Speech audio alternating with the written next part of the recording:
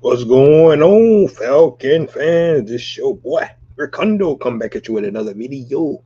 Today we're going to talk about the final preseason game and the initial cuts from the Atlanta Falcons on the 53-man roster.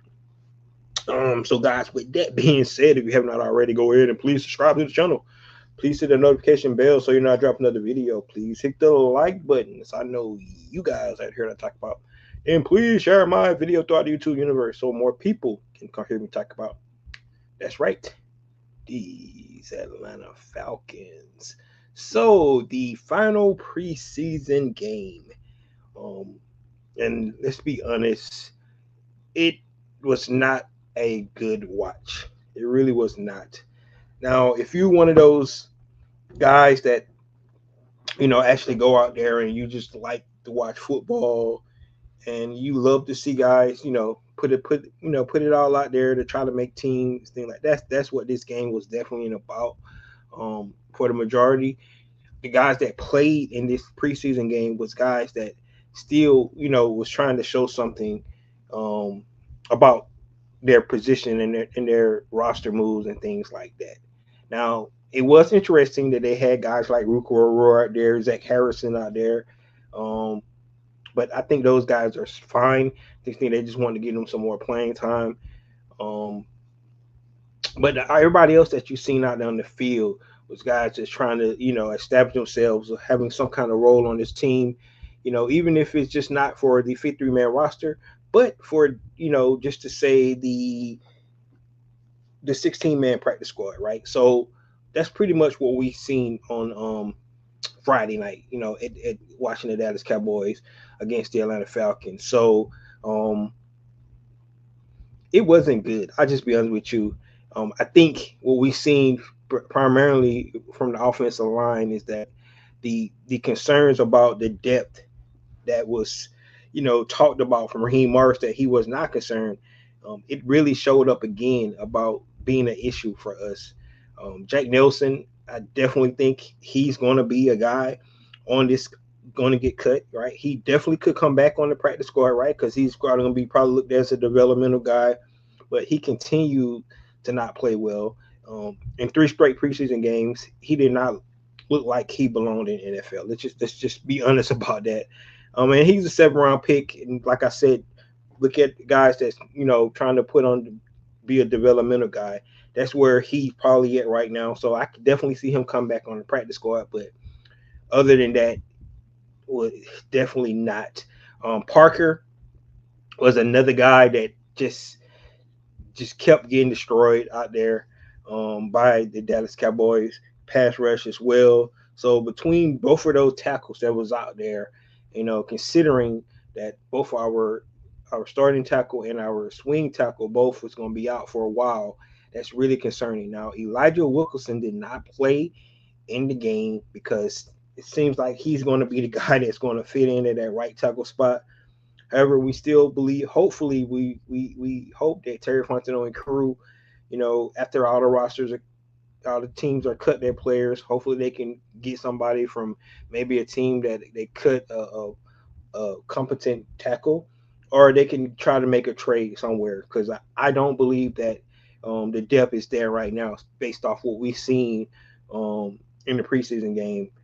Those guys are just not ready to go at the tackle position, and that's going to be a major concern. So, going into game one against the Tampa Bay Buccaneers, they got to be able to protect Michael Penix's blind side. They got to be able to run the ball.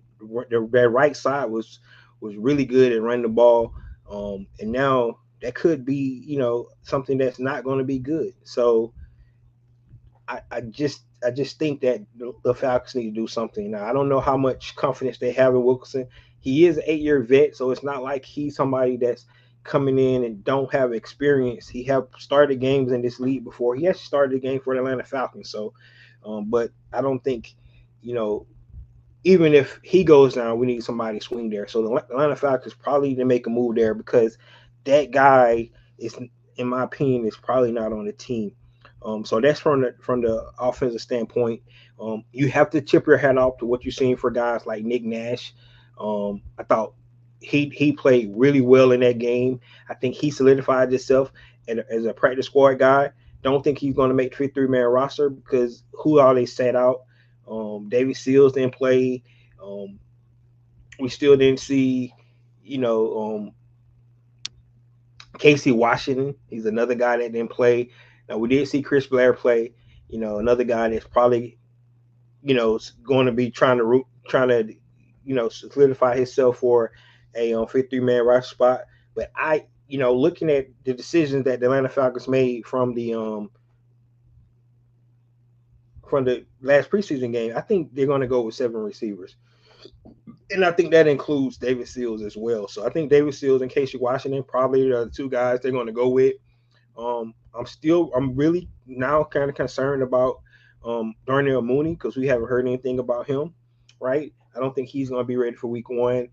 I don't know if they're going to put him on IR. We'll definitely find that out by Tuesday by 4 p.m.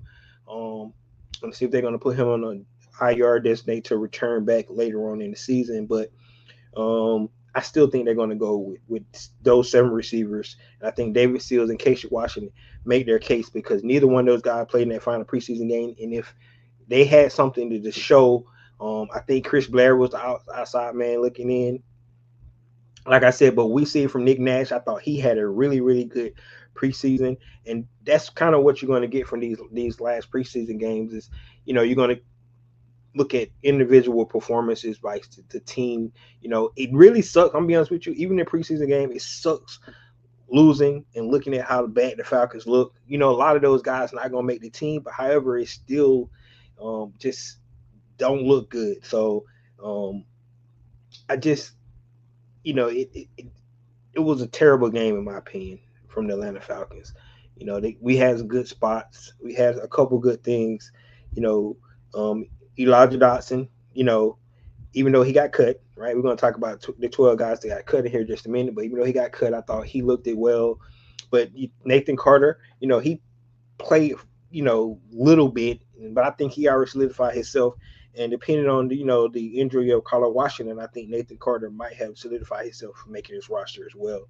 So that's interesting. So, but there you got it, guys. On the offensive side of the board, I'm going to just go with the way Easton Stick played. I thought Easton Stick played decent once again. He did throw a bad interception there, not looking off the linebacker like he threw it right to him. Maybe didn't see him there.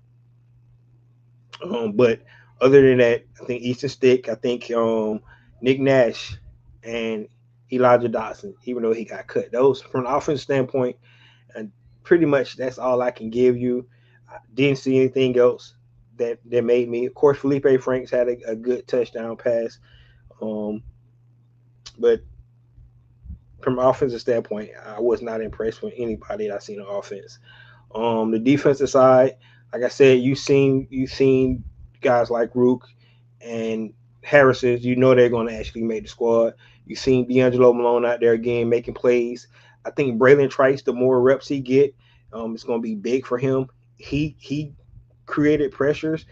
He had a potential sack that he missed, but he created pressure all game long. So I like what I seen from Braylon Trice as well, defense side of the ball, like I seen for D'Angelo Malone. Of course, Zach Harrison and Rook Rororo. So those guys, I think, are good. They're solid. What was surprising was D. Alford out there, and he was actually playing outside corner, right?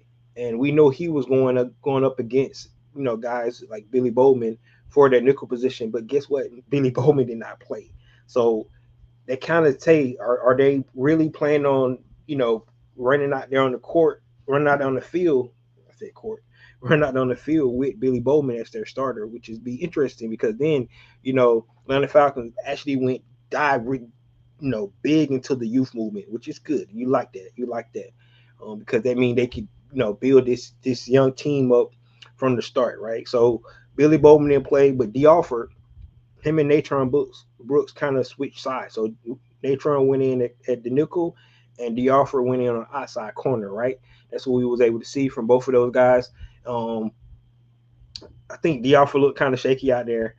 He played decent, but the fact that he was out there in the last preseason games kind of tell you, in my opinion, where he is on the depth chart. Especially they trying to see how he looks on the at another position, right? He been practicing nickel pretty much the whole time. Him and Natron Brooks was vice versa there.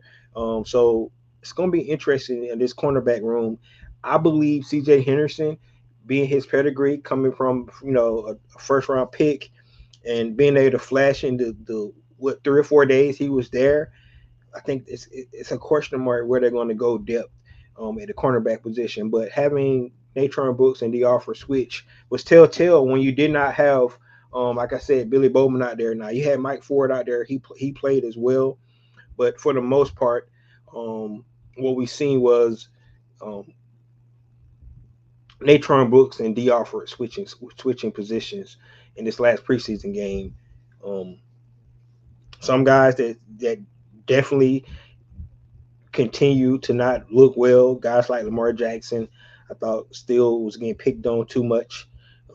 His time there, so it was not a lot. The depth in the linebacker room. JD Bertrand didn't look impressive to me at all. Um, Josh Woods did. He had a huge play on special teams, um, but behind those guys, I think Troy Anderson, depending on where his status is, I think he's going to be okay, right? Because looking at what we've seen from J.D. Bertrand, I was not impressed. He had a stop right in the hole against the running back, and he got ran over. Um, so there you have it, guys. This is really much what you expect from the last preseason game, especially now. Not seeing a lot of starters out there, seeing a lot of guys that, you know, if it's 22 guys playing, right, and they got to get down from 90 to 53, most of those 22 guys that was on the field, if they even had 30 guys on the field, they weren't making the 53-man roster, right? So for the guys that I mentioned, guys like Rook, guys like Zach, um, Braden Trice, D'Angelo Malone, even though I did not have him on my 53-man roster, I think he might be good. D. Alford, maybe him and Natron Brooks. We'll just have to see how they does that. But at the end of the day, right, those guys that's out there in that preseason game, it's it's just not the case. We saw our young Wei Koo go out there, missed a 50-yarder, 50+ yard field goal, and you seen the Dallas kicker go out and make a 64-yard field goal. So like wow, wish we can get that kid. But at the end of the day, that's the final preseason game, guys. And to me, only a handful of guys should impress the coaching staff. And you kind of question the depth at some of the positions now based on what we've seen in this last preseason game. So, the excitement that I had and how deep this team was kind of went away because a lot of those guys, man, it was piss poor performance in my opinion from a lot of those guys, especially the offensive line. Um, I wasn't impressed with the linebacker room that much in this game. The defensive backfield. I wasn't impressed with those guys. Um, Kobe Bryant come out. Looked like he had decent coverage, but he did give up a touchdown. I just was not impressed with what we seen in the preseason game, and that should be expected because a lot of those guys are developmental guys. Not planning on being the 53-man roster. But however, you would think that the culture that the Atlanta Falcons was trying to create that would show up on the field. The aggressiveness, the passion, and we just didn't see that in the last preseason game, and it was kind of disappointing. Um, it don't matter that the Falcons did not win the preseason game, but just the fight that I feel like they didn't show in that game. Like I said, aside from a handful of guys that was out there, just left a bad taste in my mouth. But it's on to the new season, and that's where it is. So let's talk about the Atlanta Falcons cut. So the Atlanta Falcons went ahead and cut 12 guys already. I think the only surprising cut on this list is Morgan Fox. is a veteran guy, been in the league 10 plus years. Um, that the Atlanta Falcons picked in free agency, and he was actually cut, right? So that's probably the most surprising cut so far from the Atlanta Falcons. But he was a guy that was out there, and this last final preseason game, I guess he still had something to prove, right? They wanted to see more from him, but in 3 preseason games, I think like 4 tackles. Um, just didn't flash enough, right? And they got all that young talent that they trying to develop there. Morgan Fox just didn't do it for them. So that kind of tell you what's up, T Terry. It kind of give you an idea um how many defensive linemen they're going to keep. Now I had 8, I think. This might go to 7 defensive linemen now, right? They're not keeping Morgan Fox. Um Lakel London might be the guy that comes in and take your spot. But right now,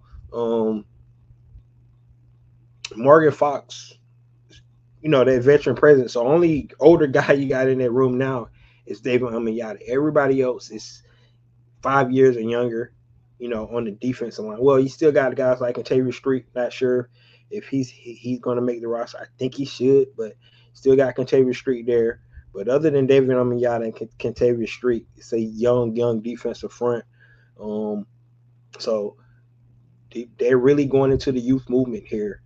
That's why when I say it's the unknown about this season, because of the youth, it's just unknown because of the youth. So Morgan Fox being released, taking that another veteran president out, but if he didn't show what they wanted to see from him, in this whole entire training camp, and they saw a little bit more from the other young guys, that tells you a lot about what the Atlanta Falcons see, in the youth. So that's a good thing. And unfortunately for Morgan Fox, I think he had $3 million of dead cap. So we will definitely see that because they did sign him in free agency, like I mentioned. But let's just see where the Atlanta Falcons go. So these are the guys that they cut, 12 guys. Matthews, Cindric, offensive lineman. Ben DiNucci, that's one of those pride there. I mentioned Elijah Dotson. I think he had a pretty good showing. I think he might be back on the practice squad. Morgan Fox, who I just mentioned. Lamar Jackson, cornerback, just didn't live up to the hype. Inside linebacker, Caleb Johnson. Tight end, Nikola Kalinick. Linebacker, Nick Kubitz. Wide receiver, JT Matthews, who I thought had a pretty good, decent game. Ronnie Perkins, the guy they bring in to be the edge rush depth. We kind of figured that. Quincy Skinner, wide receiver, just didn't show enough. And then safety Josh Thompson. I think probably didn't have a pretty good showing as well. So in their last preseason game. So those was the obvious picks they got. Now they're down to 77. One guy that I didn't mention was offensive lineman Jake Hansen. They put on injury reserve, but he's not designated to return, so he's out for the season, which continues to bring up my concerns about this offensive line, because that was another veteran that the Atlanta Falcons could have had that looked pretty good in the last preseason game, and now he's out as well. So the Atlanta Falcons have to make some decisions with offensive line. We'll see what they do based off the cuts from the rest around the league or some trades or something like that. I'm not sure how many free agents out there that they could want to come in and know how to run this, because it's not just coming in. You got to be able to know how you be really good and run this wide zone gap scheme that they're going to be running with the run game, and protecting the blind side of Michael Penix Jr. as well. So it's huge. It's a huge thing that that you just can't bring in anybody. You got to bring in somebody that's competent, because you want to be able to not get your quarterback killed, especially second-year quarterback.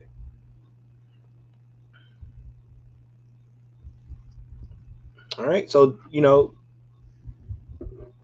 Atlanta Falcons got lots of more cuts to do, right? They got to get down to 53. They're at 77 right now. That's 24 more guys they got to go, if you know how to do math, right? So 24 more guys they got to go. Because of the injuries to Caleb McGarry and Storm Norton, it really changes, my projection a little bit. that I had 50-man projection because I had both of those guys. I think both of those guys been put on IR to start the season, and if that's the case, you can actually pick up guys in more spots, right? You can pick up guys like D'Angelo Malone. I talked about. They want to go with a third quarterback, Easton Stick. They can do that. Like I said, they can bring in a 7 receiver and David Seals. They can make a decision there, right? They want to bring in another cornerback. Like I said, a CJ Henderson. They could do that. So they have the opportunities to actually, you know, change it because of the IR designation that they can bring in. I think they can have 4 guys on IR. Don't quote me on that because I'm not 100% sure, but they can have 4 guys on IR. If they do that, they can bring some of those guys back. And of course, you have to make roster moves, after that case. Carl Thompson said, "Will Nick Nash make the team?" Um, Probably not. Right? He won't get. He'll make the practice squad, but I don't think he will make the 53-man roster. He was really impressive. He was really impressive. But out of all the position that Atlanta Falcons got, I think the most impressive during training camp was the receiver room, and it's just too many bodies there. If you look at some of the guys or what they do, you know guys like Cardell Hodge, because he's a special team ace. He was a Pro Bowl last year. He's gonna make the team. Guys like Jamal Agnew, who's probably the best returner that the Falcons have, even though we haven't seen him, and he have a potential injury as well. Um, he's probably gonna make the team. I think Casey Washington earned his position there. I think David Seals showed a lot this offseason. He learned this position as well. So with that being said, Nick Nash is just a numbers game.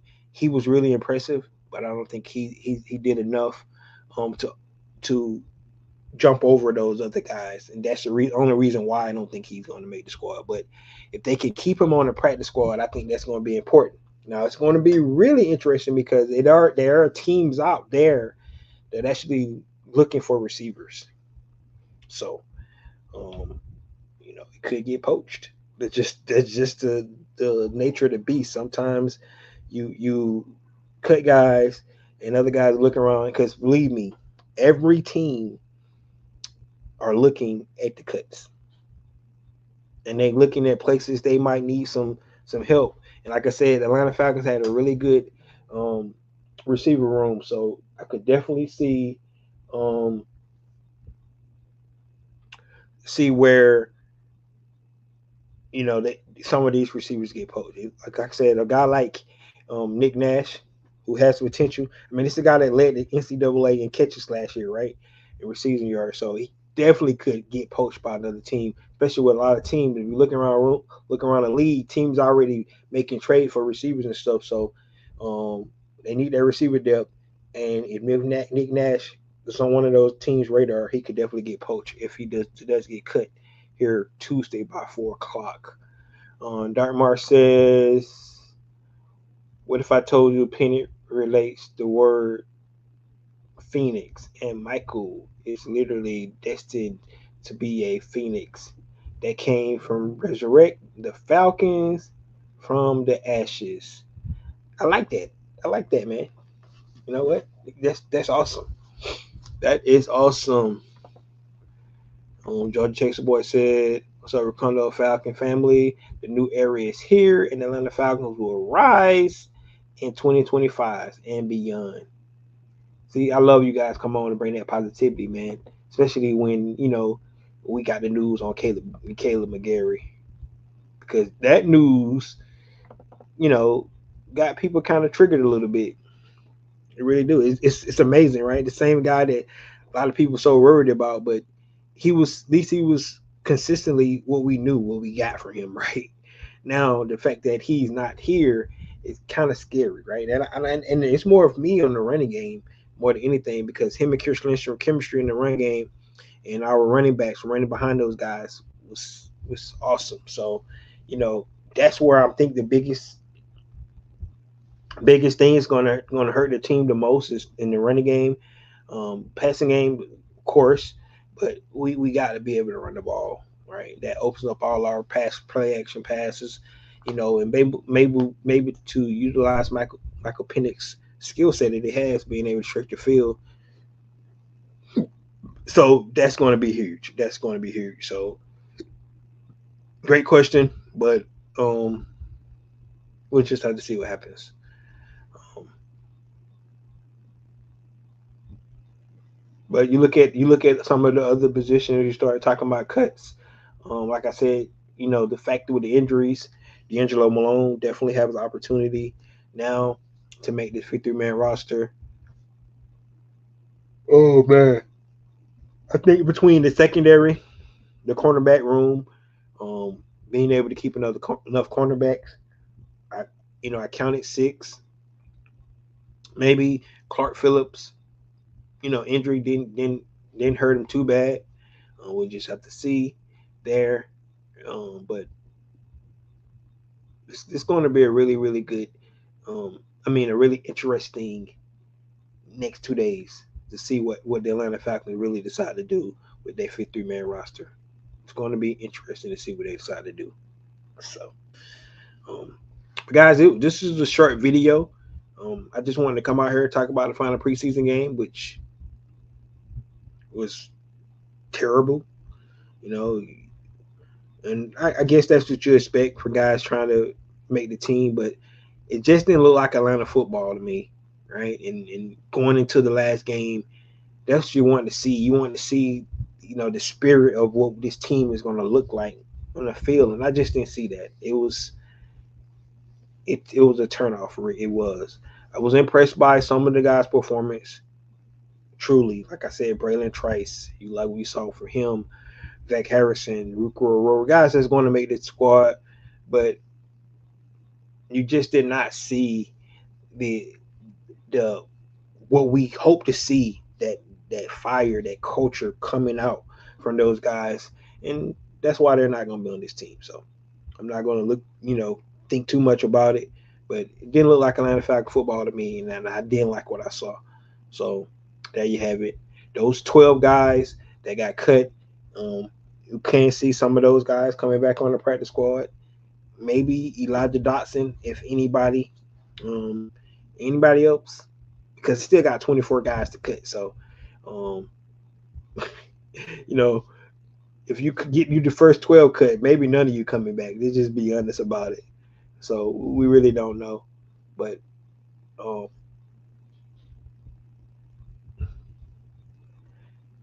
it's time, guys.